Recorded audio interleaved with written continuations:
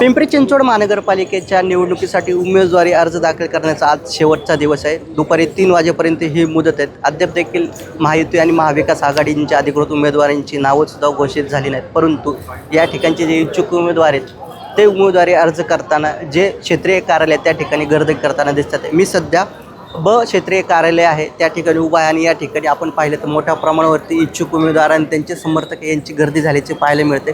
दुपारी 3 वाजेपर्यंत हे अर्ज दाखल करण्याची वेळ आहे।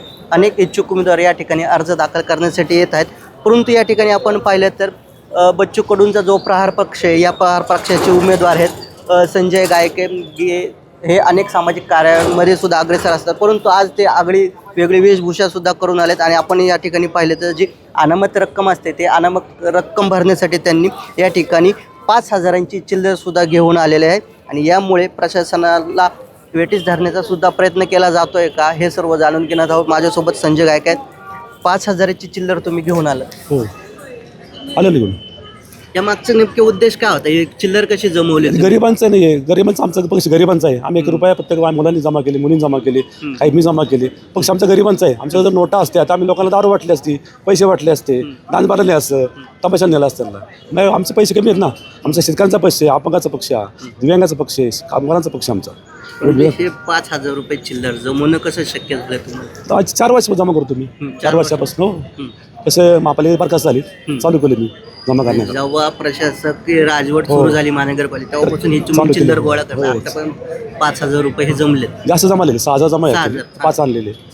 आता हे सर्व मोजायला अधिकाऱ्यांना वेळ जाणार नाही? जाऊ दे, त्यांचं काम मोजायचं आहे ना। त्यांनी पैसे म्हणले आम्हाला ना, ते म्हणले आम्ही चेक आणला असं ना, आम्हाला पैसे आणले, आम्ही पैसे आणले रोख स्वरूपात त्यांना पैसे पैसे तुम्ही रोख स्वरूपात आणले। हो, परंतु तुम्ही नोटाही देऊ शकले असता ना? नोटा नाही माझ्याकडे ना, नोटा नाही नोटा माझ्याकडे। नाही म्हणून तुम्ही चिल्लर हो, माझी पुंजी नाही 5 वर्षाची जमा केलेली।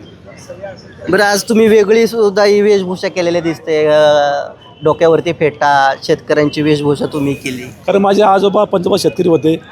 आता पश्चिम साहेब हे शेतकऱ्याचं आंदोलन करतात। 3 तारखेला चंद्रपूरला मोठं आंदोलन आहे, एका शेतकऱ्याची किडनी काढली गेली व्याजच्या धंदा करणार नाही, त्यामुळं सगळे दुःख आहेत। शेतमालाला भाव मिळत नाही, अशी बिकट अवस्था आहे शेतकऱ्याची। त्यामुळे मी हा वेशभूषा केलेली आहे की संदेश गेला पाहिजे कुठं राज्यामध्ये जगामध्ये, बाबा शेतकऱ्यांचं दुःख काय आहे त्यांना कळलं पाहिजे।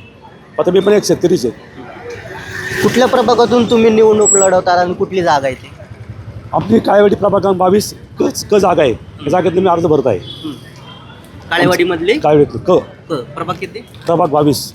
तर आपण पाहिलं तर प्रभाग क्रमांक 22 मधून हे प्रहार जो बच्चू कडूंचा पक्ष आहे त्या बच्चू कडूंच्या पक्षाकडून हे उमेदवार म्हणून उभे आहेत आणि आता ही चिल्लर मोजायला या प्रशासकीय अधिकाऱ्यांना किती वेळ लागतो आणि इतर जे उमेदवार आहेत त्यांच्या वेठीस धरण्याचा हा प्रयत्न तर नाही ना, हे पाहणं देखील तितकंच महत्त्वाचं असणार आहे। आज 3 वाजेपर्यंत वेळ, त्यामुळे बघूयात आता पुढे काय होतं। सूरज कसबे, NDTV मराठी, पिंपरी चिंचवड।